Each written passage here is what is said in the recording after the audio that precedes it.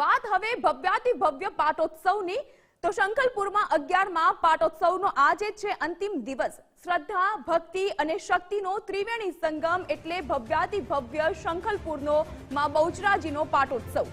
બહુચર માનું બાળા સ્વરૂપ બન્યું અહીં આકર્ષણનું કેન્દ્ર। માં બહુચરનો ચાચર ચોક બન્યો ભક્તિમય આનંદના ગરબામાં ગીતા, રામાયણ, મહાભારતનો નિચોડ કર્યો।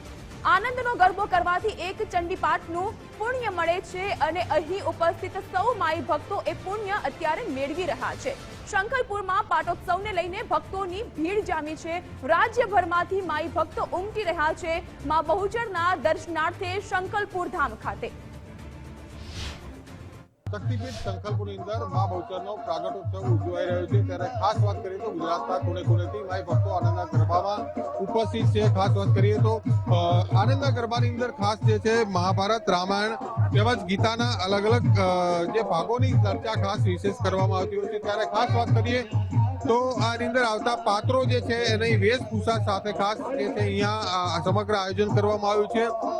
ક્યાંક બહુચરમાં છે પરશુરામ છે, અન્ય ઋષિ મુનિઓ છે, શંકર ભગવાન સહિતના જે પાત્રો છે અહીંની વેશભૂષા ભજવી અને ખાસ જે છે દર્શન આપવાનો ખાસ પ્રયાસ કરવામાં આવ્યો છે। કે નાની બાળા જે છે સુંદર મજાની એટલે કે બહુચરમાં જે છે બાળા સ્વરૂપે હોય છે ત્યારે બહુચર એટલે બાળા સ્વરૂપે માં બહુચરની વેશભૂષા આહલાદક રીતે ખૂબ ભજવી અને વેશભૂષા કહી શકાય કે અહીંયા ભાગ લીધો છે। ત્યારે સમગ્ર શંખલપુર ગામની અંદર યોજાયેલો આ પ્રસંગ જે છે ભક્તિ સફર બન્યો છે। મોટી સંખ્યામાં ભક્તો જે છે ખાસ આજે આનંદના ગરબાની અંદર ઉપસ્થિત જોવા મળી રહ્યા છે।